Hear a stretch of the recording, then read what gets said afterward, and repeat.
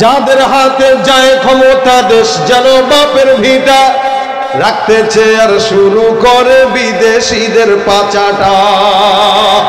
যাদের হাতে যায় ক্ষমতা দেশ যেন বাপের ভিটা, রাখতে চেয়ার শুরু করে বিদেশিদের পাচাটা। বিদেশিদের কথা মতো চালায় ওরা নিজের দেশ, দেখতে দেখতে গোল্লায় গেল আমার সোনার বাংলাদেশ। ঠিক কিনা? একে একে শেষ করেছি সবার দেখা হইল শেষ, দেখতে দেখতে গোল্লায় গেল একসঙ্গে, দেখতে দেখতে গোল্লায় গেল, দেখতে দেখতে গোল্লায় গেল। একে একে শেষ করেছি সবার দেখা হইল শেষ, দেখতে দেখতে গোল্লায় গেল আমার সোনার বাংলাদেশ, দেখতে দেখতে গোল্লায় গেল আমার সোনার বাংলাদেশ। কেউ দিল না সবাই নিল আমরা যে কলুর বলদ, সারা বছর নেয় না খবর নির্বাচনে খুব দরদ। কেউ দিল না সবাই নিল আমরা যে কলুর বলদ, সারা বছর নেয় না খবর নির্বাচনে খুব দরদ। নির্বাচনের আগে নেতায় ধরে কত রকম বেশ, নির্বাচনের আগে নেতায় ধরে কত রকম বেশ, দেখতে দেখতে গোল্লায় গেল আমার সোনার, দেখতে দেখতে গোল্লায় গেল, দেখতে দেখতে গোল্লায় গেল আমার সোনার বাংলাদেশ। একে একে শেষ করেছি সবার দেখা হইল শেষ, দেখতে দেখতে গোল্লায় গেল আমার সোনার বাংলাদেশ। লাহুম কুলুবুন লা ইয়াফকাহুনা বিহা, আমার আল্লাহ পাক ডাক দিয়া বলেন তাদের অবস্থা এরকম। লাহুম কুলুবুন লা ইয়াফকাহুনা বিহা, তাদের অন্তর আছে বুঝে না। ওয়ালাহুম আ'ইনুন লা ইউবসিরুনা বিহা, চক্ষু আছে দেখে না। ওয়ালাহুম আযানুন লা ইয়াসমাউনা বিহা, কান আছে শুনে না। তার মানে তাদের অন্তর আছে বুঝে না। আসলে বুঝে না বিষয়টা এমন না। দুনিয়াদারি বুঝে, রাজনীতি বুঝে, প্রেম প্রীতি বুঝে, ঘুষ খাওয়া বুঝে, সুদ খাওয়া বুঝে, দুনিয়ার সমস্ত আকাম বুঝে, কিন্তু ঈমান বুঝে না। আল্লাহ বলেন লাহুম কুলুবুন লা ইয়াফকাহুনা বিহা, এদের অন্তর আছে এরা বুঝে না। ওয়ালাহুম আ'ইনুন লা ইউবসিরুনা বিহা, এদের চক্ষু আছে দেখে না। তার মানে আসলে অন্ধ নাকি বলে না? চক্ষু আছে কিন্তু আল্লাহর কোরআন দেখে না, চক্ষু আছে আল্লাহর দ্বীন দেখে না, চক্ষু আছে নবীর হাদিস দেখে না। কিন্তু এই চক্ষু দিয়া স্কুলের কলেজের সামনে গেটে বসে বসে, চায়ের দোকানে বসে বসে ছেলেদের ঠিকই দেখে। আরে 60 বছরের বুড়াও পর্যন্ত মায়াদের দিকে তাকায়। তার মানে অন্ধ না, অন্ধ না, দেখে। যেটা দেখা দরকার ওইটা দেখে না, যেটা দেখার দরকার নাই ওইটা দেখে। যেমন গরু ছাগল যদি আপনি বলেন এই দেখে হাট, দেখবেন ক্ষেতের মাঝখান দিয়ে হাঁটায় দিবেন, আইল বাদ দিয়া মাঝখান দিয়ে হাইটা খেয়াত নষ্ট করে দিবে। ওর বুঝার ক্ষমতা নাই। চক্ষু আছে তার কারণে ও দেখে না, এরপরেও সে দেখে না। কান আছে যদি সারাদিন বলেন ভাই রে খবরদার গরু পাশের ঘরের ওই বারান্দায় যায় ঘাস খাইস না, গরু শুনবে না। তার মানে গরু কি আসলেই শুনে না? বলে আসলে কান আছে কিন্তু সে আপনার কথা শুনে না। এ মুসলমান, কিছু কিছু মানুষ আছে এরকম যাদের কলব আছে তারা বুঝার ক্ষমতা রাখে না, যাদের চক্ষু আছে তারা আল্লাহর কোরআন দেখে না, হারাম জিনিসের দিকে নজর দেয়। আবার আমার আল্লাহ পাক ডাক দিয়া বলেন ওয়ালাহুম আযানুন লা ইয়াসমাউনা বিহা, এদের কান আছে এর আল্লাহর কোরআন শুনে না, ঠিকই গান শুনে। আল্লাহর কালাম ভালো লাগে না, গান মজা লাগে, যাত্রা গান, পালা গান, হ্যান গান, ত্যান গান, এগুলো খুব মজা লাগে গান শুনে কান দিয়া। কিন্তু আমার আল্লাহ পাকের কোরআন শুনে না। আমার আল্লাহ ডাক দিয়া বলেন এদের হাল উঠে এরকম, উলাইকা কাল আনআম বাল হুম আদল উলাইকা হুমুল গাফিলুন। আমার আল্লাহ পাক রব্বুল আলামিন ডাক দিয়া বলে এগুলো সব হলো হায়াওয়ানের মতো, কুকুরের মতো, শুয়োরের মতো। বলে মানুষ আবার কুকুরের মতো কেমনে হয়? বলে ওই যে কুকুরও শুনে না, সেও শুনে না। হে মুসলমান, বলেন তো নামাজটা মুমিনের উপরে ফরজ না কাফেরের উপরে? নবী বলেন যার নামাজ নেই তার ঈমানই নাই, যার নামাজ নেই তার কি নাই? ঈমানই নাই। নামাজটা ঈমানদারদের উপরে ফরজ। এরপরও মুসলমান ঈমানদার নামাজ আদায় করে না, গরুও নামাজ পড়ে না, কুকুরও নামাজ পড়ে না, শুয়োরও নামাজ পড়ে না, হায়াওয়ান নামাজ পড়ে না, জানোয়ার নামাজ পড়ে না। আমার আল্লাহ ডাক দিয়া বলেন যেই কাজটা কুকুর করে না, হায়াওয়ান করে না, জানোয়ার করে না, বিলাই করে না, শুয়োর করে না, ওই কাজটা তুমি মানুষও করো না, সুতরাং তোমার মধ্যে কুকুর জানোয়ারের মধ্যে কোনো পার্থক্য থাকতে পারে না। গরু ছাগল বিলাই ছাগল যেরকম নামাজ পড়ে না, তুমিও নামাজ পড়ো না, তাহলে তার মধ্যে তোমার মধ্যে পার্থক্য কি? এরপর আমার আল্লাহ ডাক দিয়ে বলেন বালহুম আদাল, বরং কুকুরের চাইতেও খারাপ। একটা মানুষ শ্রেষ্ঠ জাতি, শ্রেষ্ঠ জাতি ইমানদারের মতো এমন শ্রেষ্ঠ জাতি আর কেউ নেই। কত শ্রেষ্ঠ! আল্লাহ পাক বলেন ওয়ালাকাদ কাররামনা বানি আদম, এই বনি আদমকে আমি আল্লাহ পাক রব্বুল আলামিন সর্বশ্রেষ্ঠ শ্রেষ্ঠত্ব বানাইলাম। কত শ্রেষ্ঠ! আমার পয়গম্বর একবার কাবা তাওয়াফ করে, নবী কাবার দিকে তাকায় ডাক দিয়ে বলে কাবা, তোমার মর্যাদা আল্লাহর দরবারে অনেক বেশি। তুমি কি জানো তোমার চাইতেও আল্লাহ পাক দামি বান্দা বানাইছেন? আল্লাহর নবী কাবার দিকে তাকায় তাকায় ডাক দিয়ে বলে হে কাবা, যে সমস্ত বান্দারা তোমার ঘর তোমাকে তাওয়াফ করার জন্য আসে, এই সমস্ত আদনা থেকে আদনা মুমিনের দাম তুমি বাইতুল্লাহর চাইতে আল্লাহর দরবারে কোটি গুণে বেশি। আলহামদুলিল্লাহ আলিয়্যিদ যাতি আযীমিস সিফাতি সামিয়্যিস সিমাতি কবীরিশ শান জলিলিল কদরি রফি'আদ যিকরি মুতা'আল আমরি জলিল বুরহান فخيم الاسم عزيز العلم وسيع الحلم كثير الغفران ونشهد أن لا إله إلا الله وحده لا شريك له ونشهد أن سيدنا وسندنا وحبيبنا وحبيب ربنا وطبيب قلوبنا ومولانا محمدا عبده ورسوله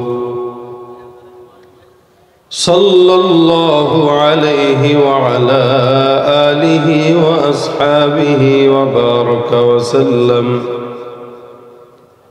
وبارك وسلم تسليما كثيرا كثيرا الذي أرسله الله تعالى بالحق بشيرا ونذيرا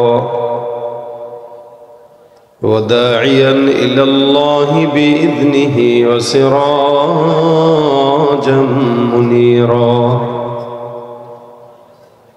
أما بعد فأعوذ بالله من الشيطان الرجيم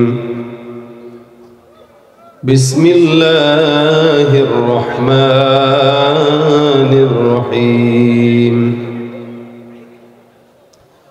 ومن الناس من يقول آمنا بالله وباليوم الآخر وما هم بمؤمنين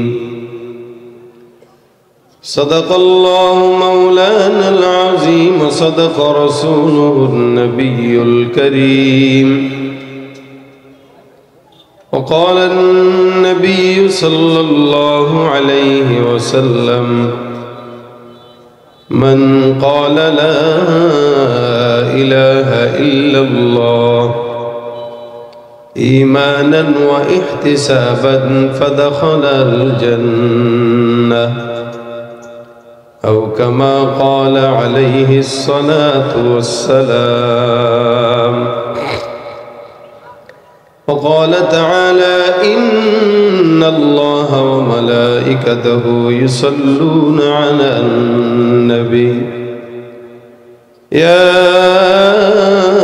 أيها الذين آمنوا صلوا عليه وسلموا تسليما زبان كل شغل درشري بري اللهم صل على محمد وعلى آل محمد كما صليت على إبراهيم وعلى آل إبراهيم إنك حميد مجيد اللهم بارك على محمد وعلى آل محمد كما باركت على إبراهيم وعلى آل إبراهيم إنك حميد مجيد الحمد لله আল ইখওয়ান ইসলামী যুব সংঘের উদ্যোগে আয়োজিত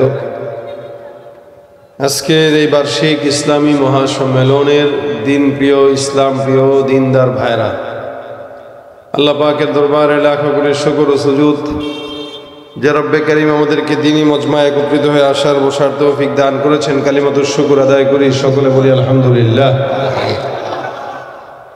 সামনে পিছনে ডানে বামে যতগুলো মানুষ আছেন, যতক্ষণ আমি আছি, আওয়াজের কোনো কৃপণতা করা যাবে? আওয়াজ কি উঁচু হবে না নিচু হবে? ঘুমাচ্ছেন? কারা কারা ঘুমান না হাত তোলেন। মাশাআল্লাহ, সজাগ থাকবেন। জোরে সোরে একটা তাকবীর দেন, লিল্লাহে তাকবীর।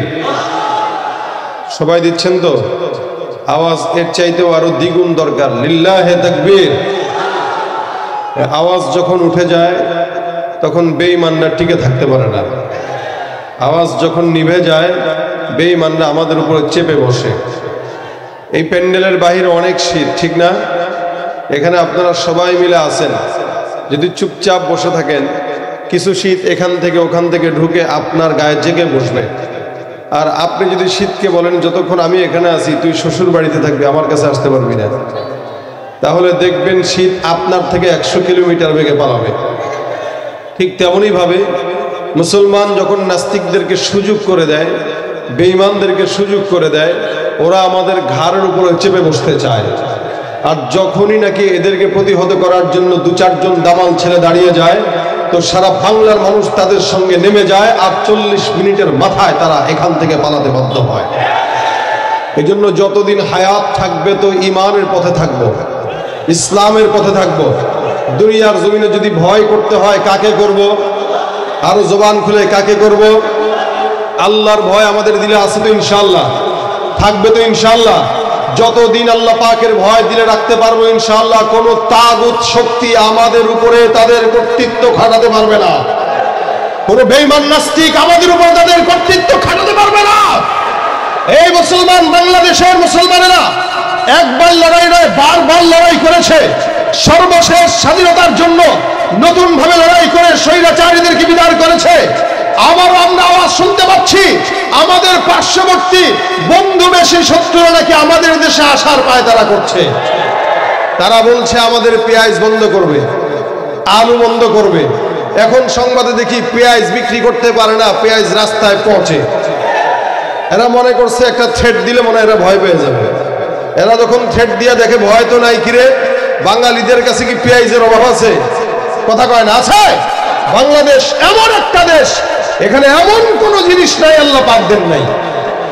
এই দেশের মানুষদেরকে এরা পানি বন্ধ করে মারার ভয় দেখায়, পেঁয়াজ বন্ধ করে মারার ভয় দেখায়, আলু বন্ধ করে মারার ভয় দেখায়। আমরা বলি ভাই তোমরা পেঁয়াজ দিও না, আলুও দিও না, চাউলও দিও না, ডাউলও দিও না, কিচ্ছু দিও না, আমাদের কোনো আপত্তি নেই, তবে আল্লাহর ওয়াস্তে গাঁজা দেওয়া বন্ধ করে দাও। কথা ঠিক কিনা? নয়তো আমাদের এই যুব সমাজগুলো শুধুমাত্র আমাদের পার্শ্ববর্তী দেশের সাপ্লাইওয়ালা গাঁজা ইয়াবার কারণেই তারা ধ্বংস হচ্ছে। ওরা যদি ওইটা বন্ধ করে দেয় আমার দেশ সোনার দেশ হয়ে যাবে। পেঁয়াজ বন্ধ করলে আমাদের দেশে পেঁয়াজের রপ্তানির অভাব নাই, তোমাদের লাগলে আমাদের থেকে নিতে পারবে। আমরা কারো কাছে মুখাপেক্ষী না, আল্লাহ ছাড়া, ঠিক কিনা জেনে করেন। তবে তারা আমাদেরকে যদি খেপিয়ে তুলে, আমরা আলহামদুলিল্লাহ বাংলাদেশ ছোট হতে পারে, সংখ্যায় আমরা অনেক বেশি, কি বলেন ঠিক না? আদমশুমারিতেও আমরা মুসলমান বেশি। এ মুসলমান মনে রাখবেন, মুসলমানের যতদিন পর্যন্ত আওয়াজ থাকবে, সারা বিশ্বের বাস্তিক বেঈমান যদি আমাদের বিরুদ্ধে দাঁড়িয়ে যায়, আমাদের বেশি কিছু দরকার নাই, অস্ত্র নাই, ক্ষমতা নাই, পাওয়ার নাই, লেকিন আমাদের কাছে ইমানের অস্ত্র আছে। যতদিন ইমানের অস্ত্র থাকবে কোন বেঈমানের সামর্থ্য নাই মুসলমানের উপরে পরাজিত হবে, ঠিক কিনা বলেন?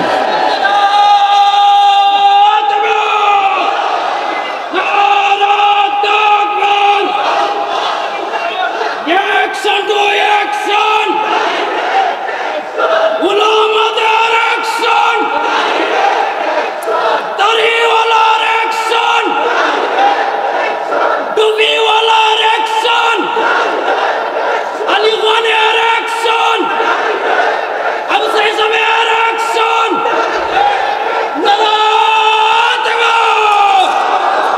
লড়াইয়ের ওই ময়দানেতে যেতে তোমাকে হবে, প্রয়োজনে সব রক্তটুকু জমিনেই ঢেলে দেবে।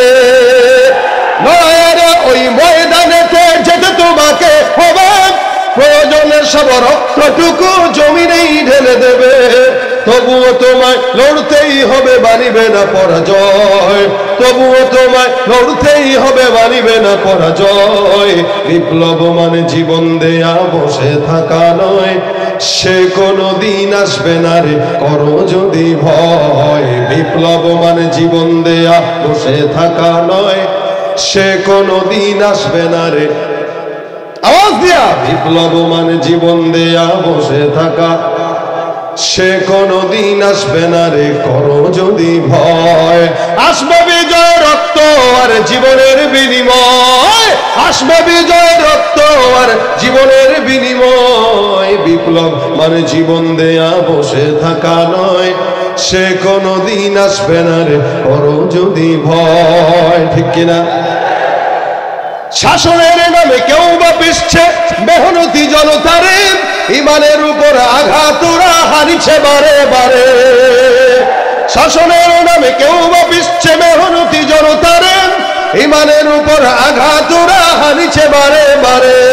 প্রতারণার ওই ফাঁদে পড়ে মোরা জীবন করেছি ক্ষয়, প্রতারণার ওই ফাঁদে পড়ে মোরা জীবন করেছি ক্ষয়। বিপ্লব মানে জীবন দেয়া বসে থাকা নয়, সে কোনো দিন আসবে না রে করো যদি ভয়। বিপ্লব মানে জীবন দেয়া বসে থাকা নয়, সে কোনো দিন আসবে না রে করো যদি ভয়। ধর্মকে আজ পুঁজি করিয়া গাল ভরা বলি দিয়ে, কত যে সুফি খুশিতে মাতাল হাদিয়া তহফে। ধর্মকে আজ পুঁজি করিয়া গাল ভরা বলি দিয়ে, কত যে সুফি খুশিতে মাতাল হাদিয়া তহফে। ভণ্ডামির ওই শিকড় তুলে সত্যের আলো জয়, ভণ্ডামির ওই শিকড় তুলে সত্যের আলো জয়। বিপ্লব মানে জীবন দেয়া বসে থাকা নয়, সে কোনো দিন আসবে না রে করো যদি ভয়। ঠিক কিনা? ভয় করবো কাকে? আমাদের দিলে আছে কি? আল্লাহর ভয়, ঈমান। ঠিক কিনা? আল্লাহ পাক যতদিন হায়াত রাখে ঈমানের সাথে রাখো। জোরে বলেন, আরো জোরে। কোনো কষ্ট হবে? ভয় হয়? আলহামদুলিল্লাহ, এক সময় বাংলাদেশের পরিস্থিতি আর এখনের পরিস্থিতি এক না, যদিও এরপরও ভয় আছে। কারণ আমরা এতগুলো বছর বাংলাদেশের জনগণ সাধারণভাবে ক্ষমতা, স্বাধীনতা, কি বলে, কথা বলার স্বাধীনতা এরা পায় নাই, কাজ করার স্বাধীনতা ঠিক মতো পায় নাই। এইদেরকে বিদায় করার পরে এখন অনেকেই যারা ক্ষমতায় আসে নাই, অলরেডি তাদের নির্যাতন জুলুম শুরু হয়ে গেছে। এক দলকে বিদায় করেছেন তো আরেক দল জেকে বসেছে, আবার এদেরকে ক্ষমতায় আনবেন, তারাও আগের দলের মতোই কার্যক্রম করবে। আবার এদেরকে বিদায় করবেন, আরেক দল আনবেন, তারাও একই কার্যক্রম করবে। সুতরাং আপনি আমি কোরআন ছাড়া অন্য কোন জায়গায় যদি শান্তি তালাশ করে খুঁজে চাই, জিন্দেগিতে শান্তি আশা করা সম্ভব নয়। যেই দল যায়, যেই দল আসে, সবই একই পাখির দুই ডানা। কি কথা ঠিক না? আপনারা মনে করছেন এক দলকে বিদায় করে শান্তি পাবেন? না, ইসলাম ছাড়া, কোরআন ছাড়া, শরীয়ত ছাড়া শান্তি কশিন কালেও আশা করা যায় না। যারা যাবে, যারা আসবে, এরা সবাই একই কোয়ালিটির দুর্নীতিবাজ, সবগুলা স্বৈরাচার। এজন্য বাংলার জমিনে যদি শান্তি পেতে চান, অবশ্যই শরিয়াত ভিত্তিক, খেলাফত ভিত্তিক আইন এদেশে পালন করতে হবে। কোরআন সুন্নাহ মোতাবেক যতদিন পর্যন্ত আইন না পাস হবে, শান্তি কশিন কালেও আশা করা যাবে।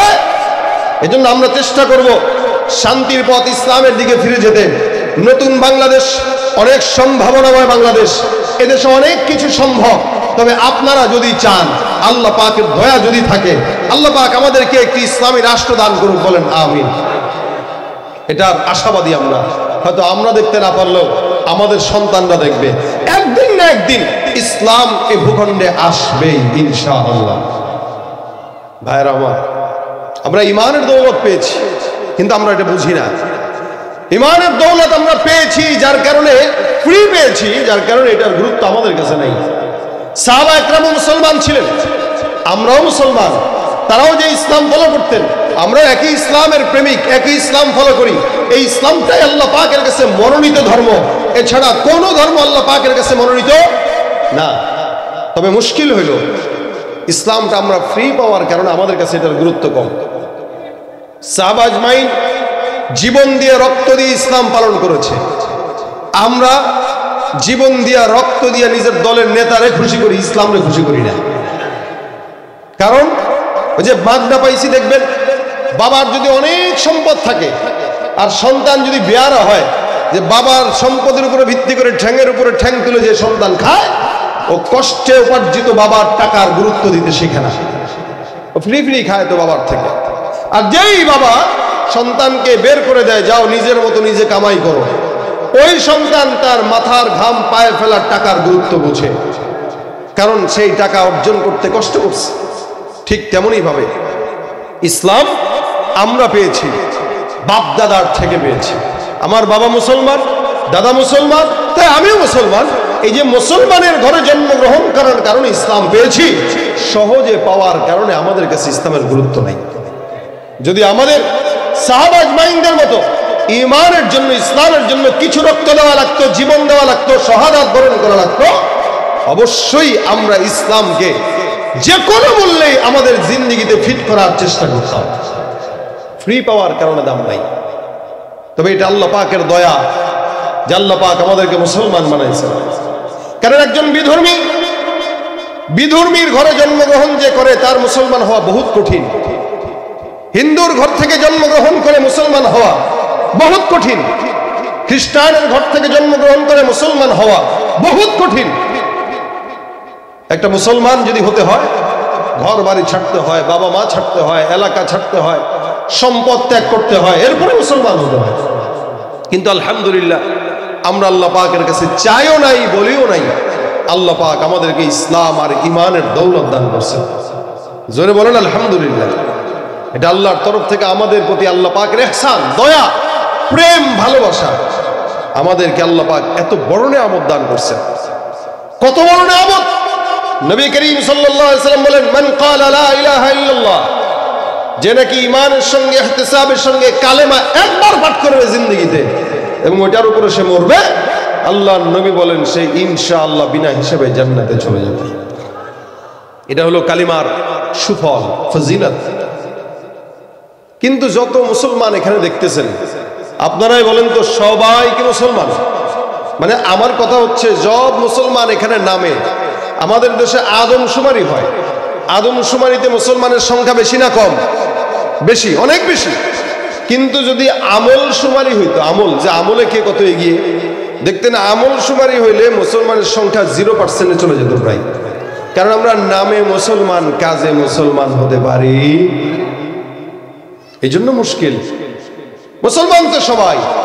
আল্লাহ পাক বলেন, আমিনান নাসি মান ইয়াকুলু আমান্না বিল্লাহ, আমিনান নাসি মান ইয়াকুলু আমান্না বিল্লাহি ওয়া বিল ইয়াউমিল আখির ওয়া মা হুম বিমুমিনিন। যত মানুষদেরকে দেখা যায় সব নিজেদেরকে মুসলমান দাবি করে, এরা নিজেরা মুমিন দাবি করে, বলে আমরা ঈমান এনেছি আল্লাহর উপর, আমরা ঈমান এনেছি আখিরাতের উপর। আমার আল্লাহ পাক ডাক দিয়া বলেন, যতই মুসলমান এরা নিজেদেরকে দাবি করুক না কেন, আমি আল্লাহ পাক রব্বুল আলামিন বললাম ওয়া মা হুম বিমুমিনিন, এরা নিজেরা নিজেদেরকে দাবি করে মুসলমান, কিন্তু আমি আল্লাহ বললাম একটাও মুসলমান না, এরা বেঈমান, মুনাফিক। কেন এরা বেঈমান, কেন এরা মুনাফিক?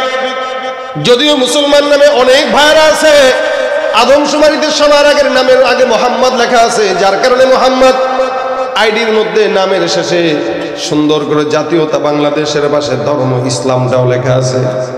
ইসলাম কাগজে কলমে মুসলমানের সংখ্যা বেশি, কিন্তু আমলের খাতায় যায় দেখবেন 100-র মধ্যে 90টা মুসলমান ইহুদি নাসারার মতো, বাকি 10টা মুসলমান কোন মতে টেনে এসে ইমানদার।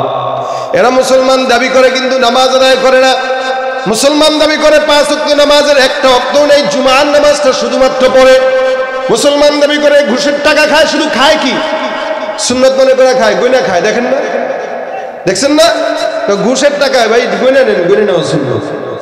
এখন তো খাচ্ছে ঘুষের টাকা, আবার কয় গুনে নেওয়া সুন্নাত।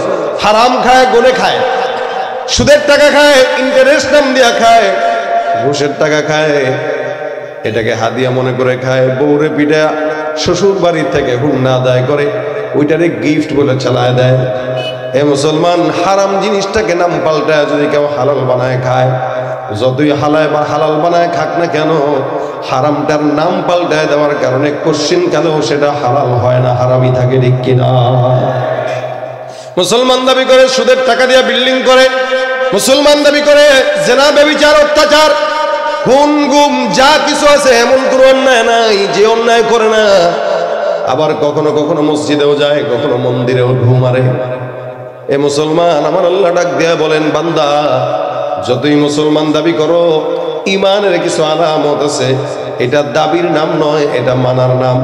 যতই দাবি করুক না কেন, অন্তরে যদি ইমান না থাকে, এগুলা মুসলমান নয়, এরা বেঈমান, এরা ভণ্ড। যার নামাজ নাই, ইমান নাই, রোজা নাই, কালেমা নাই, দাওয়াত নাই, তাবলীগ নাই, মেহনত নাই, দিন নাই, দান সদকা নাই, যাকাত নাই, হজ নাই, যতই বড় ইমানদার নিজেকে দাবি করুক, ইমানদারের কিছু আলামত আর কিছু ঘ্রাণ আছে। বাজারে যখন আম খরিদ করতে যাবেন, মানুষ আম খরিদ করে দুইটা জিনিস দেখে। এক নাম্বার দেখে সুন্দর রং আছে কিনা, দুই নাম্বার দেখে ঘ্রাণ আছে কিনা।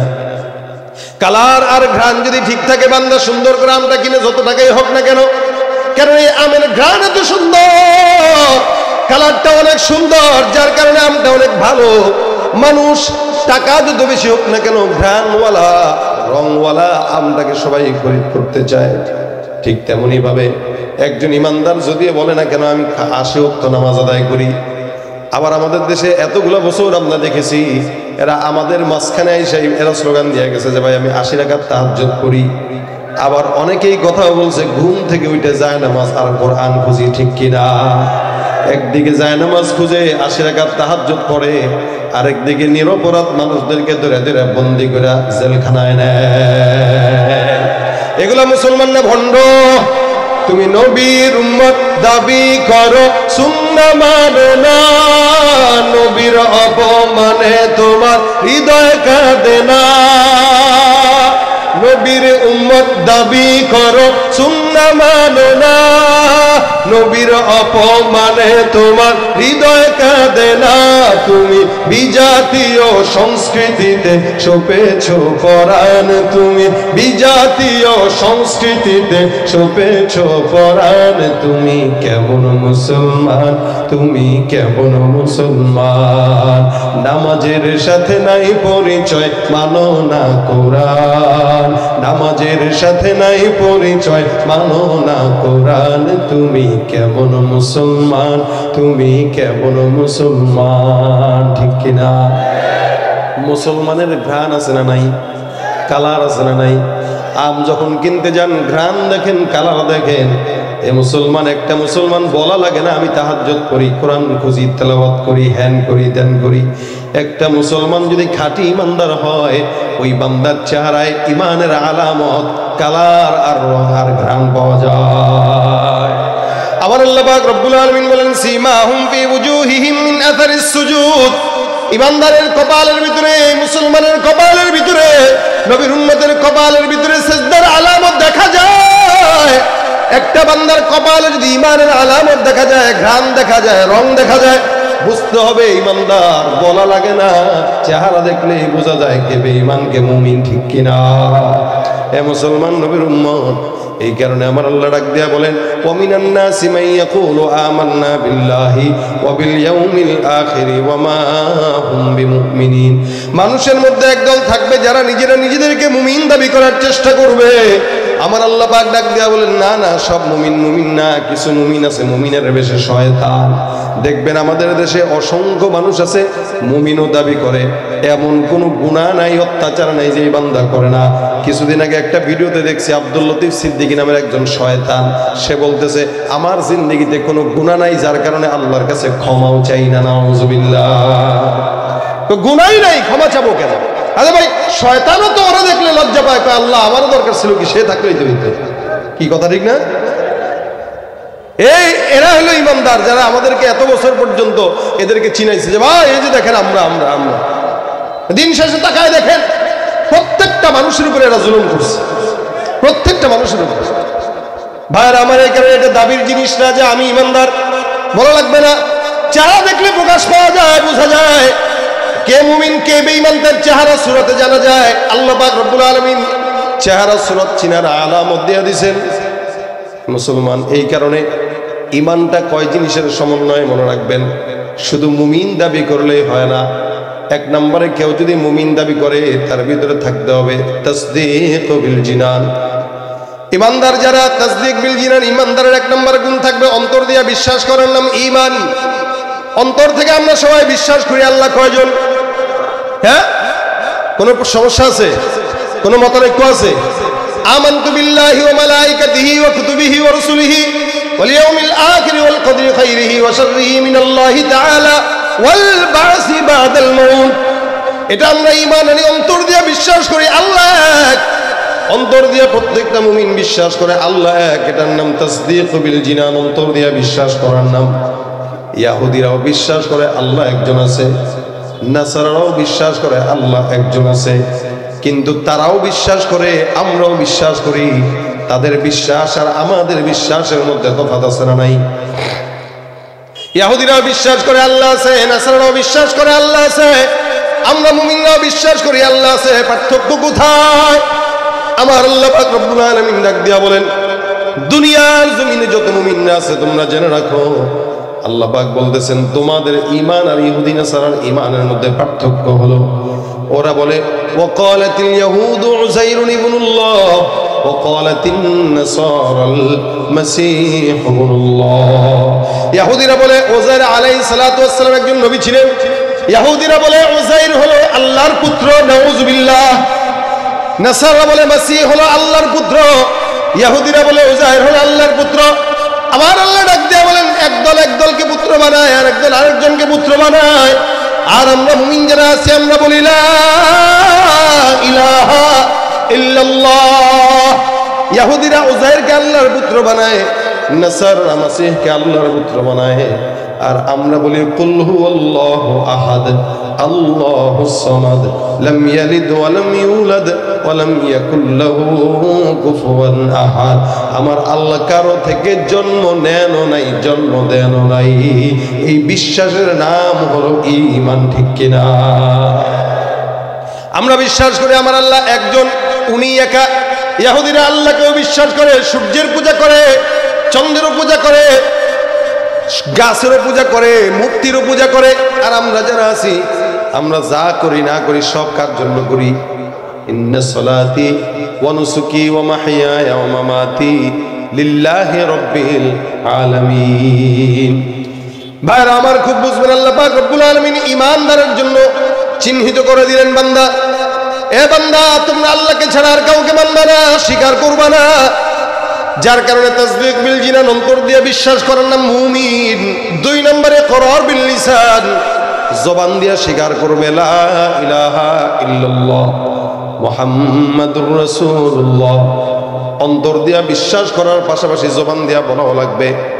আল্লাহর নবীর চাচা, আপন চাচা আবু তালেব পয়গম্বরকে বিশ্বাস করত, লেকিন আল্লাহর নবীকে বিশ্বাস করার পরেও জবান দিয়ে স্বীকার করে নাই।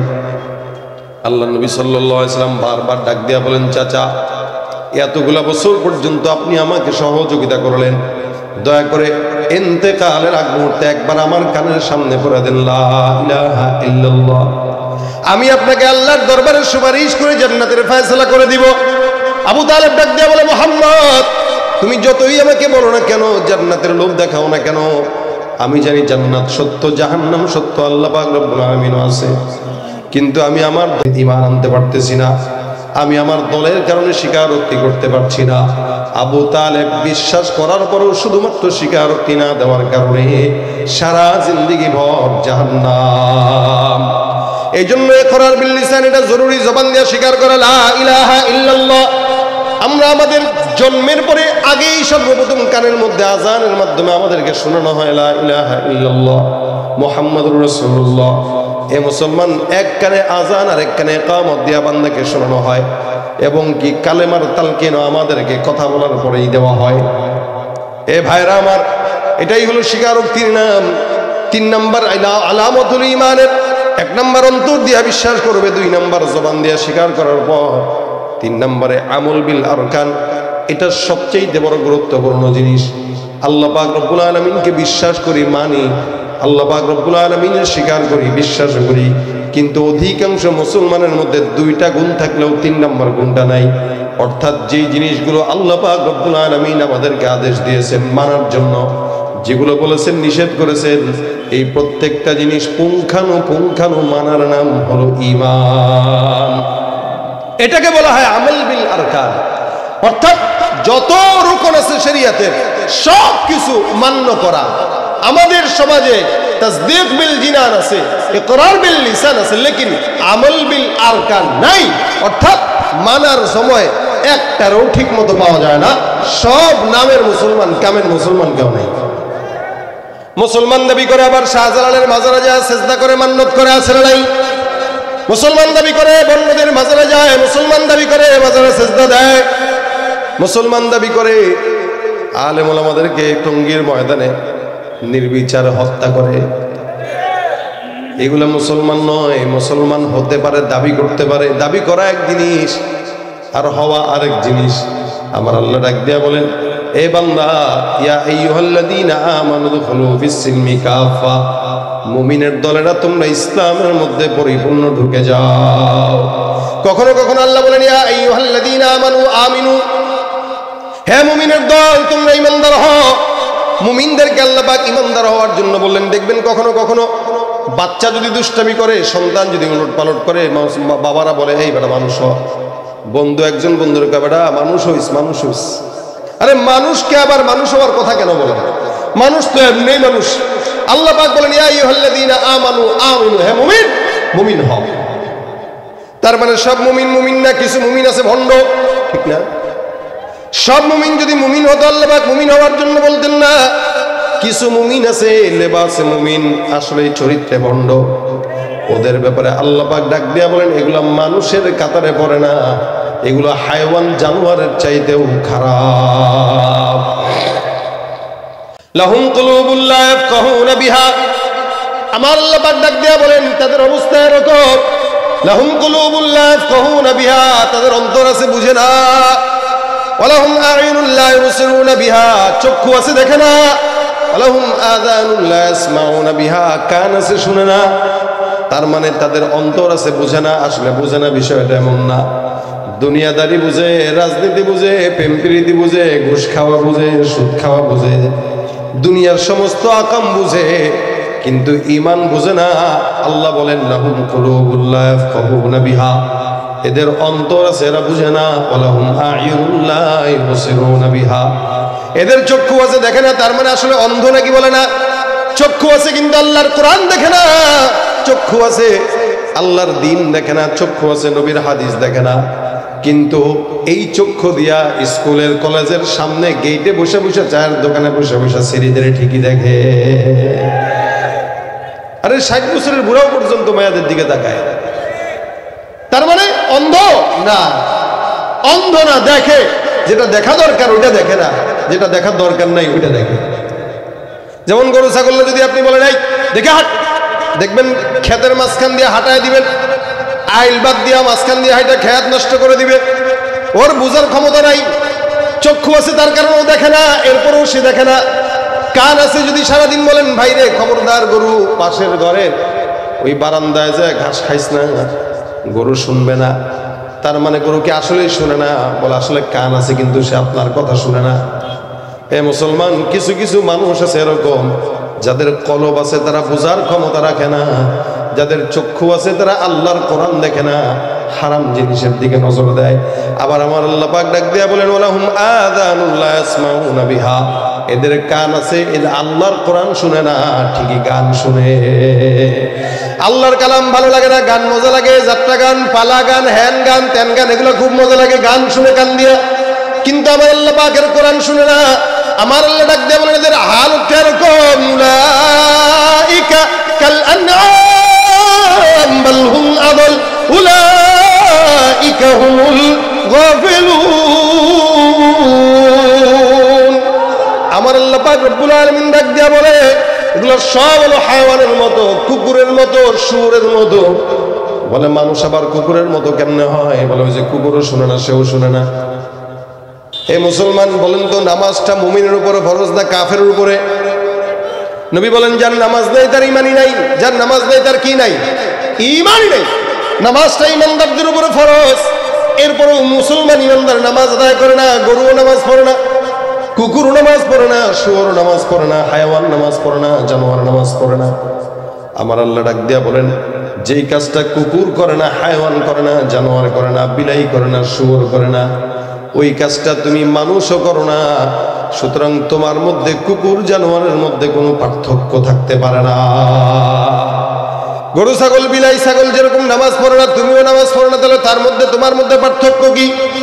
এরপর আমার আল্লাহ ডাক দিয়ে বলেন, বালহুম আদাল, বরং কুকুরের চাইতেও খারাপ। একটা মানুষ শ্রেষ্ঠ জাতি, শ্রেষ্ঠ জাতি ইমানদারের মধ্যে এমন শ্রেষ্ঠ জাতি আর কেউ নেই। কত শ্রেষ্ঠ! আল্লাহ পাক বলেন, ওয়ালাকাদ কাররামনা বানি আদম, এই বনি আদমকে আমি আল্লাহ পাক রব্বুল আলামিন সর্বশ্রেষ্ঠ শ্রেষ্ঠত্ব বানাইলাম। কত শ্রেষ্ঠ!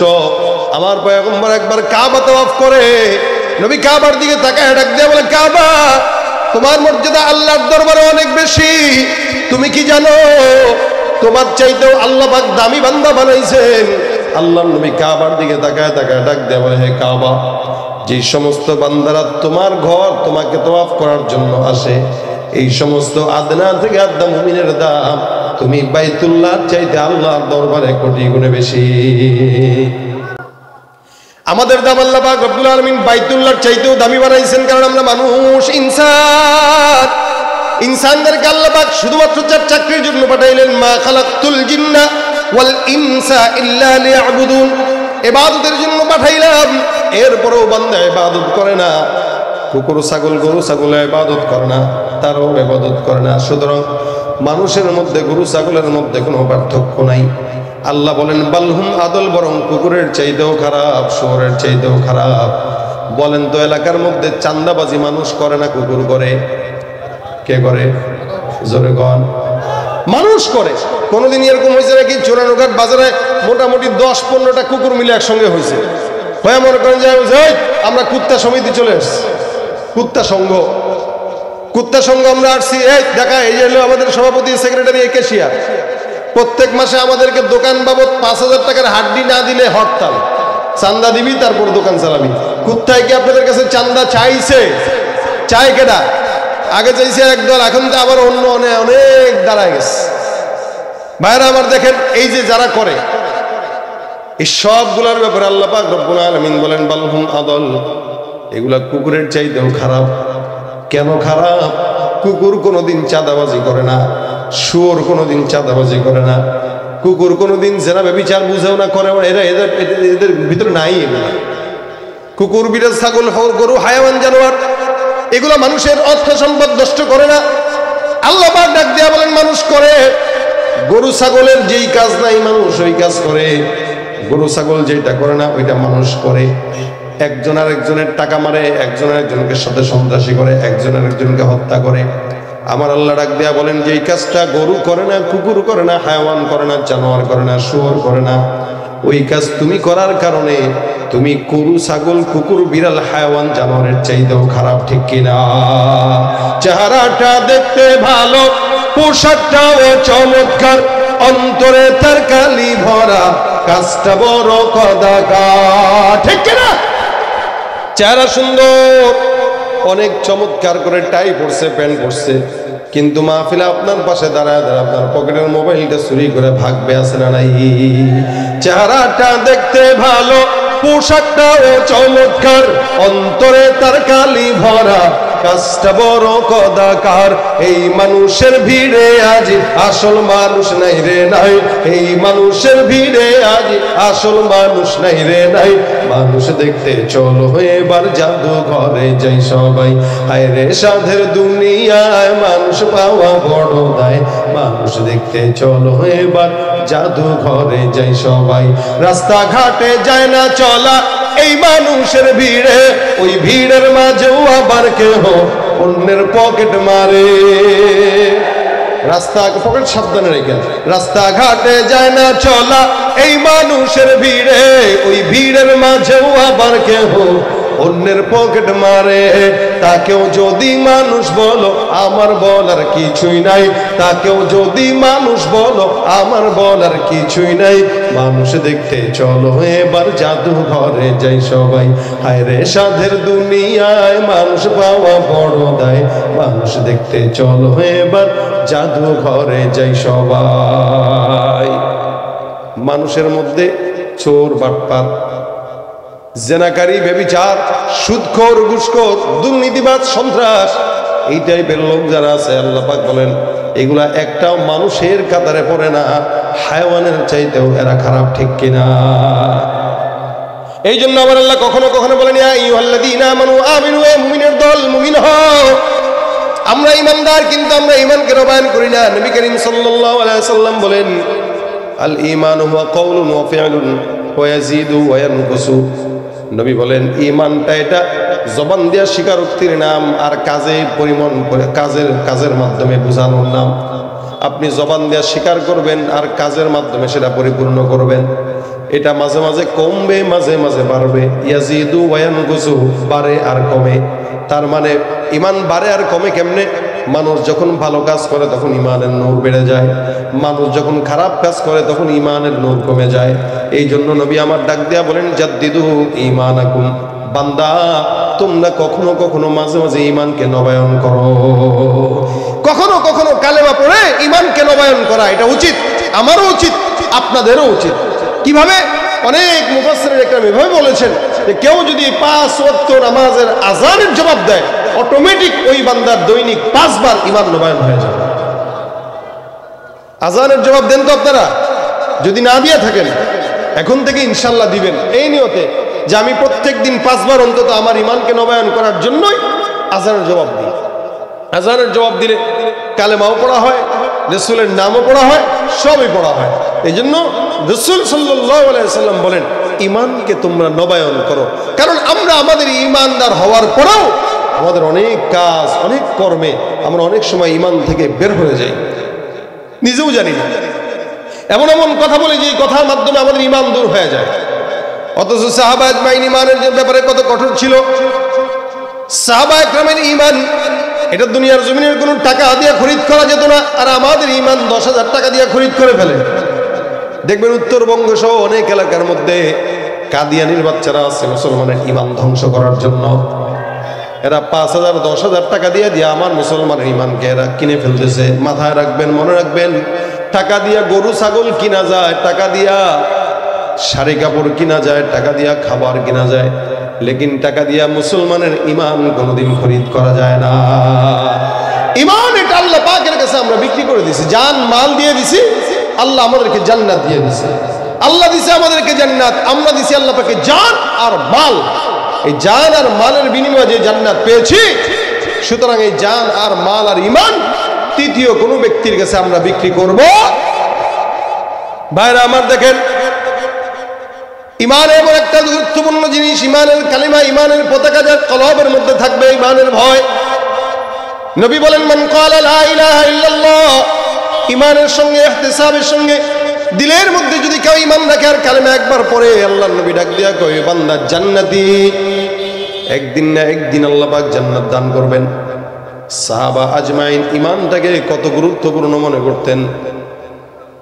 রাসূল সাল্লাল্লাহু আলাইহি ওয়াসাল্লাম মুতার যুদ্ধে 3 জন সাহাবীকে পাঠালেন। রাসূল করিম সাল্লাল্লাহু আলাইহি ওয়াসাল্লাম 3 জন সাহাবীকে যখন পাঠায়, আল্লাহ পাক রব্বুল আলামিন সাহাবীকে পাঠানোর পর রাসূল করিম সাল্লাল্লাহু আলাইহি ওয়াসাল্লাম যখন সাহাবীদেরকে প্রেরণ করে দিলেন, এর ভিতরে একজন সাহাবীর নাম ছিল জাফর রাদিয়াল্লাহু তাআলা আনহু। রাসূলের আপন চাচাতো ভাই জাফর বিন আবি তালেব রাসূল করিম সাল্লাল্লাহু আলাইহি ওয়াসাল্লাম যুদ্ধের ময়দানে পাঠিয়ে দিলেন। সাহাবীরা যার যার ঘরের মধ্যে যায়, যে প্রত্যেকটা সাহাবীকে রাসূল সাল্লাল্লাহু আলাইহি ওয়াসাল্লাম বললেন যাও তোমরা সুন্দর করে এটার সবার কাছ থেকে বিদায় নিয়ে আসো। সাহাবীরা ঘরে যায়, বিদায় হয়ে আসে। বিবি আমার যুদ্ধের ময়দানে যাচ্ছে, রাসূল সাল্লাল্লাহু আলাইহি ওয়াসাল্লাম প্রেরণ করলেন। আল্লাহ নবী সাল্লাল্লাহু আলাইহি ওয়াসাল্লামের কথা অনুযায়ী জাফর রাদিয়াল্লাহু তাআলা আনহু ঘরে বিবির কাছে যায়। বিবি নবী করিম সাল্লাল্লাহু আলাইহি সাল্লাম যুদ্ধের ময়দানে প্রেরণ করলেন, আল্লাহর নবী আমাকে সেনাপতি বানাইলেন, তুমি দোয়া করো এই জমিনের মধ্যে আর দেখা হবে না, আল্লাহ যদি বাঁচায় রাখে আল্লাহর জান্নাতে তোমার সঙ্গে আমার দেখা হবে। একটা মুসলমান দেখেন, চিন্তা করেন, আপনি বিবির কাছ থেকে বিদায় নিচ্ছেন, জান্নাতে দেখা করবেন এই নিয়তে, বিবির অবস্থাও কি হয়, স্বামীর অবস্থাও কি হয়। মুসলমান আল্লাহ পাক রব্বুল আলামিনের পয়গম্বরের সাহাবা আজমাইনদের ঈমান ছিল অত কঠোর, পিছনের দিকে না তাকায় সোজাসুজি যুদ্ধের ময়দানে যাওয়ার জন্য রওনা হয়ে গেছে। আল্লাহ পাক রব্বুল আলামিনের পয়গম্বরের আরেক সাহাবী ছিলেন যায়েদ বিন হারিসা, রাসূলের পালক পুত্র। আবার আরেক কবি আব্দুল্লাহ ইবনে রাওয়াহা, উনিও ছিলেন একই যুদ্ধে। সাহাবা একদম তিনজন মিলে রওনা হয়ে গেছে যুদ্ধের ময়দানে জিহাদ করার জন্য। জাফর রাদিয়াল্লাহু তাআলা আনহুর হাতে ছিল ঈমানের কালেমার পতাকা, যেই পতাকার মধ্যে কালেমা খচিত ছিল। জাফর রাদিয়াল্লাহু তাআলা আনহু কালেমার পতাকাটা নিয়ে যুদ্ধের ময়দানে রওনা হয়ে গেছে জিহাদের জন্য। সামনের দিকে আগায় যতবার যায়, একদিক থেকে লড়াই আসে, ডান দিক থেকে লড়াই, বাম দিক থেকে লড়াই, চতুর্দিকের লড়াইটাকে মোকাবেলা করে জাফর রাদিয়াল্লাহু তাআলা আনহু সামনের দিকে আগায়। আল্লাহর নবীর সাহাবী একজনকে হত্যা করে, দুইজনকে হত্যা করে করে সামনের দিকে যখন যায়, যেতে যেতে হঠাৎ করে কোন জায়গা থেকে কাফেরের তরবারির আঘাত জাফরের ডান হাতে এসে পড়ে। জাফর রাদিয়াল্লাহু তাআলা আনহু তাকায় দেখেন ডান হাতটা এ পর্যন্ত ঝুলে আছে। আল্লাহর নবীর সাহাবী আর ডানে বামে তাকায় নাই, ডান হাত থেকে বাম হাতের মধ্যে কালেমার পতাকা উড্ডয়ন করলো। ডান হাতটা ডিস্টার্ব বলে আলগা দিয়া সুন্দর করে জবান দিয়া এটাকে একটা টান দিয়া এখান থেকে আলাদা করে ফেললেন। জাফর রাদিয়াল্লাহু তাআলা চিন্তা করলেন যে এই হাতটা যুদ্ধের ময়দানে আমাকে ডিস্টার্ব করে, ওই হাত আমার বডিতে আর রাখার কোনো সুযোগ নাই। যার কারণে হাত দিয়া কামড় দিয়া ছিঁড়ে হাতটার চামড়া ছিঁড়ে জমিনে ফেলে দিলেন। হাত থেকে সুন্দর করে বাম হাতে কালেমার পতাকাটা নিলেন, এরপরও কালেমার পতাকা নিচে জমিনে ফেলতে দেন নাই। আবার যুদ্ধের ময়দানে যায়, আবার বাম দিক থেকে আঘাত, ডান দিক থেকে আঘাত। সাহাবীরা সামনের দিক দর্পে যায়, যুদ্ধের ময়দানে আগায়। হঠাৎ করে আরেকটা আঘাত এসে জাফরের বাম হাতে লাগে। জাফর রাদিয়াল্লাহু তাআলা আনহু বাম হাতের থেকে কালেমার পতাকাটা মুখ দিয়ে আটকায় ধরে ফেলে, আর বাম হাতটা ওনার বডির থেকে আলাদা হয়। ডান হাতও নাই, বাম হাতও নাই। জাফর রাদিয়াল্লাহু তাআলা আনহু কালেমার পতাকার লাঠিটা জবান দিয়া, মুখ দিয়া, দাঁত দিয়া কামড়ায় ধরে ধরে যুদ্ধের ময়দানের সামনে আগায়। আল্লাহর নবীর সাহাবী হঠাৎ করে যে ঘোড়ার থেকে পড়ে যায়, পড়ে যাওয়ার পরেও আল্লাহর বান্দা দাঁড়ায় দাঁড়ায় ধাক্কা দিয়া দিয়া সামনে বীর গর্বে আগায় যাইতেছে।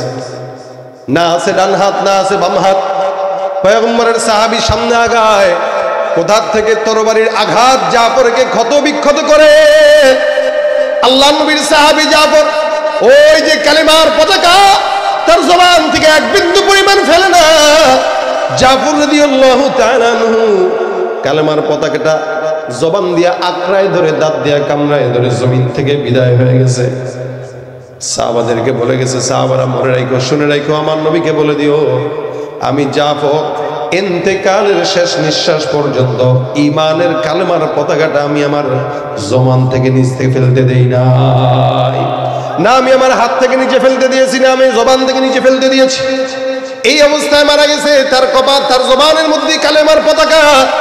আরেকজন সাহাবী সেই পতাকা উঁচু করে নিয়ে যুদ্ধের ময়দানে গেলেন। যুদ্ধ শেষে পয়গম্বর মুহাম্মদুর রাসূলুল্লাহ সাল্লাল্লাহু আলাইহি ওয়াসাল্লাম সুন্দর করে আসলেন। আল্লাহর নবী এসে লাশগুলো দেখতেছে। সাহাবা আজমাইনদেরকে জিজ্ঞাসা করলেন, সাহাবা একরামের দল, কোন জায়গার কার কি হালত বলো আমাকে। জাফরের কাছে এসে রাসূল ডাক দিয়া বলেন, সাহাবা আজমাইনের দল, আমার জাফর ঈমানের কালেমার জন্য, কালেমার পতাকার জন্য নিজের জীবনটা বিসর্জন করেছেন, শাহাদাত বরণ করেছেন। এরপরও জাফর কালেমার পতাকাটা জবান থেকে নামায় নাই। যেই জাফর কালেমার পতাকাটা জবান থেকে নামায় নাই, ওই জাফর মনে রাখবা সাহাবা একরামের দল, আল্লাহ পাক রব্বুল আলামিন তাকে এত সম্মান দান করলেন। নবী বলেন, ইয়াতিরু বিজানাহাইহি হাইতু শা, আমি নিজে দেখতেছি আমার জাফরকে আল্লাহ পাক জান্নাতের পাখি বানায় দিয়েছে। জাফর জান্নাতে দুইটা পাখা দিয়া উঠতেছে। এটাই হলো ঈমানের বিপরীতে আল্লাহ পাকের জান্নাতের নিয়ামত। নবীরাও ইন্তেকাল করছে, এখনো জান্নাতে যেতে পারে নাই, কিন্তু শাহাদাত যারা বরণ করে আল্লাহ পাক রব্বুল আলামিন তাদেরকে জান্নাতের পাখি বানায় জান্নাতে ছেড়ে দেয়। এটা হচ্ছে শাহাদাতের মর্যাদা। ঈমানের জন্য লড়াই করে কোনো ঈমানদার বান্দা যদি শাহাদাত বরণ করে, ওই বান্দার মরতে দেরি হয়, আল্লাহর জান্নাত পেতে দেরি হয় না। ভাইরা আমার, আল্লাহ পাক রব্বুল আলামিন এই কারণে বান্দাকে মুমিন হওয়ার জন্য বললেন, ঈমানদার হওয়ার জন্য বললেন, মুমিন হওয়ার আদেশ দিলেন।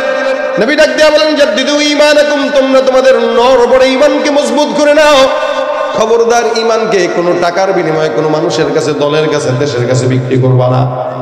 এখানে যতগুলো যুবক আছে, আমার বিশ্বাস আছে ইনশাআল্লাহ প্রত্যেকটা যুবক, যদিও আমাদের আমলে কমতি আছে, আমাদের নামাজে কমতি আছে, আমাদের জিকিরে কমতি আছে, কিন্তু আল্লাহর কসম ঈমানের অস্ত্রের মধ্যে যদি কেউ কোনোদিন আঘাত দিয়া দেয়, আল্লাহর ব্যাপারে কটূক্তি যদি করে, যে বেঈমান করবে, ওই বেঈমানের জিহ্বা তার জবানের মধ্যে থাকবে না। এতটুকু বিশ্বাস আছে তো ইনশাআল্লাহ? ঈমান আছে তো ইনশাআল্লাহ? আরে এতগুলো যুবক একসঙ্গে যদি ঈমানের জন্য লড়াই করতে ময়দানে নামে, দেশের জন্য যদি আবু সাঈদ মুগ্ধরা শাহাদাত বরণ করতে পারে, ঈমানের জন্য আরো হাজার লক্ষ আবু সাঈদ মুগ্ধ তৈয়ার হয়ে যাবে ইনশাআল্লাহ। দেশের চাইতে ঈমান বড় না ছোট? অবশ্যই বড়। এই জন্য ঈমানের জন্য যদি লড়াই আসে, ওই যে যারা আমাদের দেশে আসতে চায়, কয়দিন কি গরমটা করছিল একদম, আমরা নাকি তাদের ভাইদেরকে মারি, অথচ এই বাংলাদেশে হিন্দু মুসলমান যেভাবে থাকে, আমার মনে হয় না অন্য কোনো দেশে হিন্দুরা এত নিরাপদ, এত নিরাপদ কোথাও নেই। অথচ আমাদের মুসলমান ভাইদের উপরে তারা অত্যাচার করে, পার্শ্ববর্তী দেশে ভারতে আমাদের মসজিদের উপর তারা আক্রমণ করে, আমরা তো কোনোদিন তাদের বিরুদ্ধে অ্যাকশনে গেলাম না। অথচ আমাদের এই দেশে মুসলমানের সন্তানরা হিন্দুদের মূর্তি পূজায় পাহারা দেয়, এরপরেও তারা বলে আমরা নাকি তাদের গায়ে আঘাত দিই। মানে খোঁচায় আমাদেরকে, দেখে যে আমরা আসলে কি করি। বেশি খোঁচাইস না, খোঁচাইলে লেবু কিন্তু তিতা হয়। তিতা যদি হওয়া শুরু করে, আমরা মরতে শিখে গেছি, মরবো তবে একা মরবো না, 10-15টার মাইরা তারপরে মরবো ইনশাআল্লাহ। মনে করো না যে বাংলাদেশের মুসলমান দুর্বল। বাংলাদেশের মুসলমানের যে ঈমানের আলামত আছে, আলহামদুলিল্লাহ তোমাদের ভিতরে সেটা নাই। আমাদের যে ঈমানের নূর, আমাদের যে ঈমানের পাওয়ার, ইনশাআল্লাহ আমরা সেই জাতি যারা 300-1000-এর মোকাবেলায় যুদ্ধ করেছিলাম। সুতরাং আমরা 1 লক্ষের বিরুদ্ধে 1000 যথেষ্ট হয়ে যাবো ইনশাআল্লাহ। কি হবে নামাজে রোজা ঈমানদারির বড়াই করে, যদি ওই খোদার কোরআন নরদমাতে থাকে পড়ে। কি হবে নামাজে রোজা ঈমানদারির বড়াই করে, যদি ওই খোদার কোরআন নরদমাতে থাকে পড়ে। মসজিদের কোণে বসে জিকির যত করই কষে, মসজিদের কোণে বসে জিকির যত করই কষে, এভাবে যায় না পাওয়া আল্লাহকে, এভাবে যায় না পাওয়া আল্লাহকে। কি হবে বেঁচে থেকে অযথা বিদ্যা শিখে, যদি না গড়তে পারি শোষণবিহীন সমাজটাকে। কি হবে আলেম হয়ে ইমাম সেজে সমাজেতে, পারো যদি সত্য কথা উচ্চ স্বরে না বলিতে।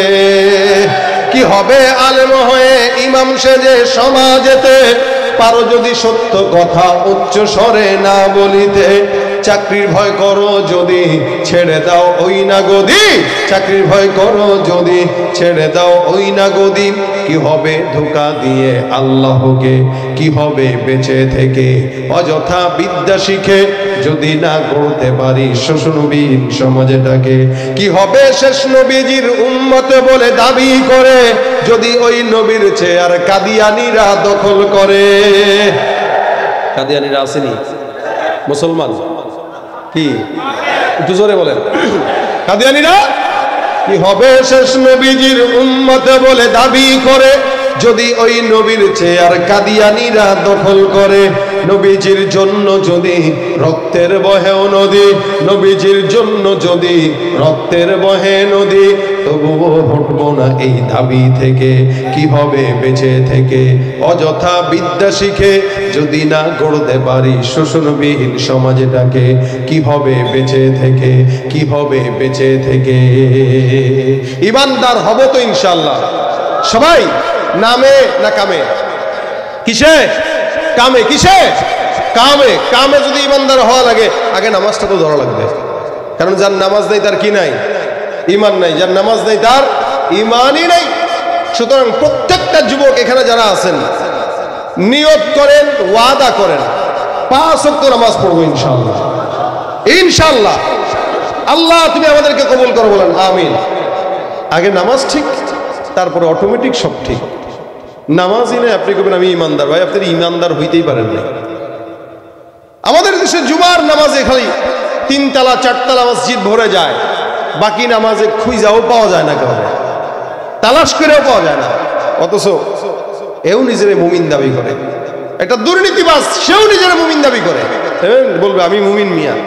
আপনি যদি একটা সন্ত্রাসেও যায় কোন বেটা তোর ইমান নাই, কে ভাই বেটা আমি মুসলমান তো।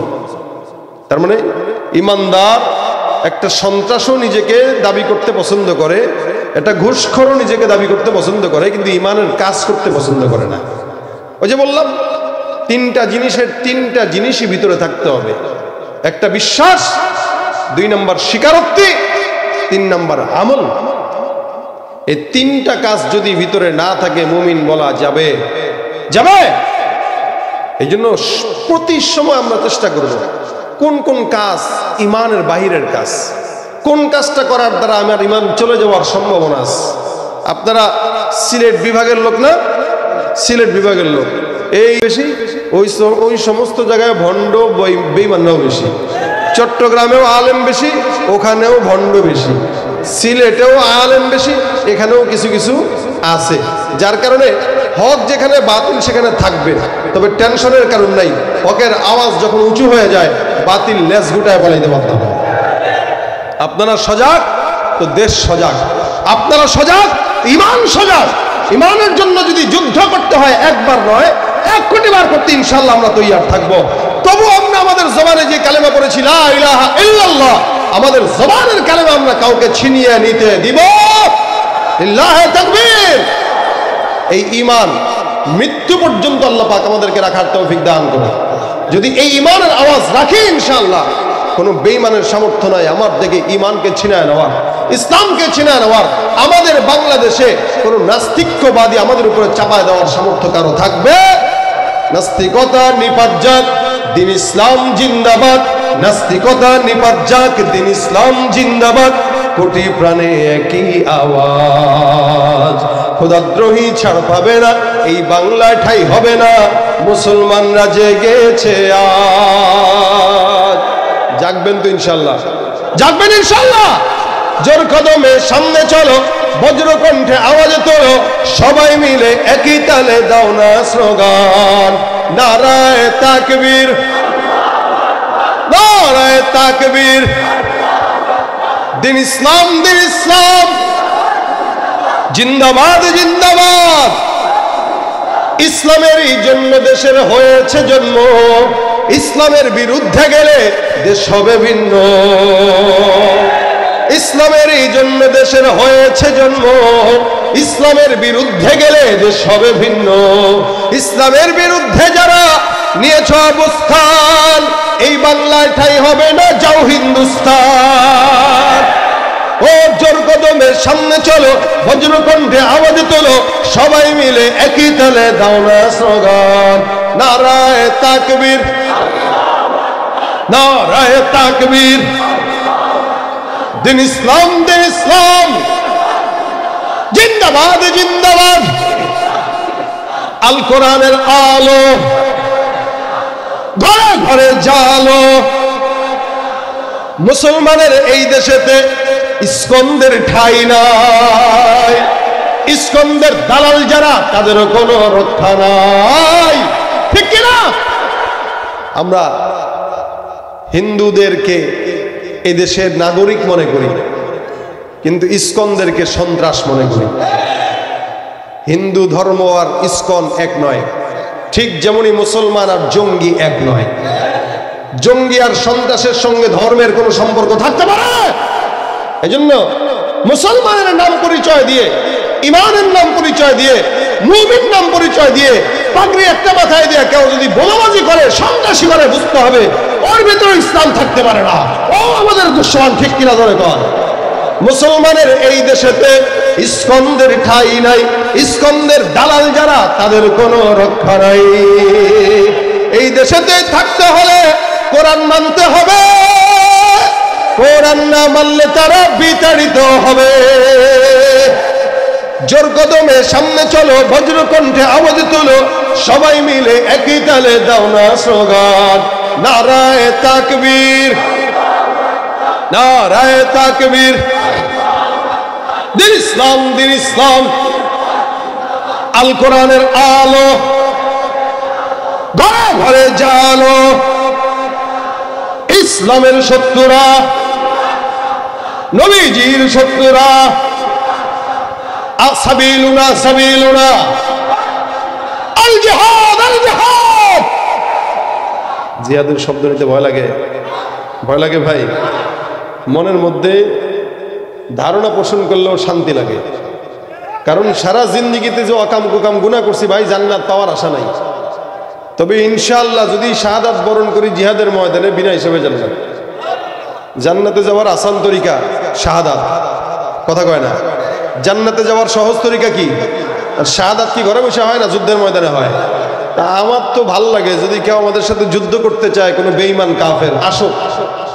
হয়তো হয়তো মরবো, মাইরা মরবো ইনশাআল্লাহ। এবং এতটুকু বিশ্বাস নিয়ে মরবেন যে আমার যত গুনাহ আছে এই শাহাদাত হওয়ার সাথে সাথে সমস্ত গুনাহ মাফ হয়ে যাবে, কি ঠিক না? এই জন্য জান্নাতে যাওয়ার একদম আসান তরিকা, সহজ উপায়। ওই যে বড়লোক ধনী হওয়ার সহজ উপায় আছে না, আমাদের দেশে কিছু কিছু মানুষ ধান্দাবাজি করে ধনী হওয়ার সহজ উপায়টি দেখায় দেয়। ভাই জান্নাতে যাওয়ার সহজ উপায় হলো শাহাদাতের মৃত্যু, ঠিক কিনা? ভয় পান আপনারা? এই জন্য জিহাদের ডাক যে কোনো সময় আসলে এখন থেকে বাচ্চাদেরকে জিহাদের ব্যাপারে তালকিন দিবেন। আপনি আপনার বাচ্চাকে দুধ যখন পান করাবেন, মা বোনেরা এই নিয়তে পান করান যে আমার বাচ্চা ইমাম মাহাদির কি হবে? সৈন্য হবে। কি হবে? সৈন্য হবে। আমি আমার সন্তানকে দুধ পান করাচ্ছি এই নিয়তে যে আমার বাচ্চা জিহাদের ময়দানে লড়াই করবে। প্রত্যেকটা মা তার সন্তানকে এই নিয়তেই দুধ পান করাবে। বিবি স্বামী বাচ্চারা একসঙ্গে মুজাকারা করবেন। যে কোনো সময় যদি ডাক চলে আসে, বিবি তুমিও লড়বা আমিও লড়বো, তুমিও মরবা আমিও মরবো, যাবো তো আমি একা যাবো না, তোমারে নিয়ে যাবো। বাচ্চাদেরকে বলবেন, বাচ্চারা তোরাও যতটুকু পারস মরবি, লড়বি, মরবি ইনশাআল্লাহ। ইমানের জন্য মরলে কোনো ক্ষয় নাই, ঠিক না? কোনো ক্ষয় আছে? ইমানের জন্য মরলে কোনো ক্ষয় নাই। ইমান তো আল্লাহ পাক দিয়েছেন, আজ আসি কালকে থাকবো না, মরতে একদিন হবেই। বাথরুমে যায় মরে লাভ আছে? দলের জন্য মরে লাভ আছে? ওই নেতার স্লোগান দিতে যায় গুলি খায় মরে লাভ আছে? কোনো ফায়দা নেই, কোনো ফায়দা নেই। কারণ আপনারা যাদেরকে বন্ধু মনে করছেন এরা কেউ আপনাদের বন্ধু না। যদি বন্ধু হইতো আপনাদেরকে 15 বছর ক্ষমতায় এত চিল্লাচিল্লি করছেন, আপনাদেরকে রেখে হেলিকপ্টারে উঠতে পারতো না। তার মানে আপনাদেরকে রেখে যেহেতু চলে গেছে, এরা কেউ বন্ধু না। আবার পরে যারা আসবে এরাও বিপদে বললে আপনারা রেখেই চলে যাবে, ঠিক কিনা যাবে কন? আমরা কি জানেন, আমরা হলাম কলুর বলদ। আমরা খালি না বুঝে চিল্লাই, এক কাপ চায়ের জন্য চিল্লাই, ফায়দা কোনো হয় না। ফায়দা কি হয়? যে আমার চিল্লানোর কারণে ও ধান্দাবাজ হয়, ওদের ব্যাংকে কোটি কোটি টাকা থাকে, আর আমি ভিক্ষা করেই খাই। যাদের হাতে যায় ক্ষমতা, দেশ যেন বাপের ভিটা, রাখতে চেয়ার শুরু করে বিদেশিদের পাচাটা। যাদের হাতে যায় ক্ষমতা, দেশ যেন বাপের ভিটা, রাখতে চেয়ার শুরু করে বিদেশিদের পাচাটা। বিদেশিদের কথা মতো চালায় ওরা নিজের দেশ, দেখতে দেখতে গোল্লায় গেল আমার সোনার বাংলাদেশ, ঠিক কিনা? একে একে শেষ করেছি, সবার দেখা হইল শেষ, দেখতে দেখতে গোল্লায় গেল একসঙ্গে, দেখতে দেখতে গোল্লায় গেল, দেখতে দেখতে গোল্লায় গেল। একে একে শেষ করেছি, সবার দেখা হইল শেষ, দেখতে দেখতে গোল্লায় গেল আমার সোনার বাংলাদেশ, দেখতে দেখতে গোল্লায় গেল আমার সোনার বাংলাদেশ। কেউ দিল না সবাই নিল, আমরা যে কলুর বলদ, সারা বছর নেয় না খবর, নির্বাচনে খুব দরদ। কেউ দিল না সবাই নিল আমরা যে কলুর বলদ, সারা বছর নেয় না খবর নির্বাচনে খুব দরদ, নির্বাচনের আগে নেতায় ধরে কত রকম বেশ, নির্বাচনের আগে নেতায় ধরে কত রকম বেশ, দেখতে দেখতে গোল্লায় গেল আমার সোনার, দেখতে দেখতে গোল্লায় গেল, দেখতে দেখতে গোল্লায় গেল আমার সোনার বাংলাদেশ, একে একে শেষ করেছি সবার দেখা হইল শেষ, দেখতে দেখতে গোল্লায় গেল আমার সোনার বাংলাদেশ। এই জন্য কারো পিছনে না ঘুরে আল্লাহ আল্লাহ রসুলের পিছনে ঘুরবো, ইমানের পিছনে ঘুরবো, হায়াত যতদিন থাকে ইমানের উপরে থাকবো ইনশাআল্লাহ। আল্লাহ পাক আমাদের সকলকে ইমানের উপর রাখুক, জোরে বলেন আমিন। যা শুনলেন যা বললাম এই সব কিছু আল্লাহ পাকের জন্য। আজকের এই মজলিস, আজকের এই মাহফিলে আসর থেকে দুপুর থেকে নিয়ে এই পর্যন্ত আপনারা অনেক আলোচকের আলোচনা শুনেছেন। ইনশাআল্লাহ এখন আপনাদের সামনে আসবেন মাওলানা আনিসুর রহমান আশরাফি সাহেব হুজুর মাদ্দাজিলুল আলী হুজুর চলে আসছেন। কেউ নড়াচড়া না করে হজরতের জবান থেকে মহামূল্যবান নসিহা আমরা শুনবো। আল্লাহ পাক রব্বুল আলামিন যেন আমাদের এই মজমাকে কবুল করে, যা শুনবো যা বলবো সবকিছু আমলের নিয়তে বলার এবং শোনার তৌফিক দান করে। সকলে বলেন আমিন।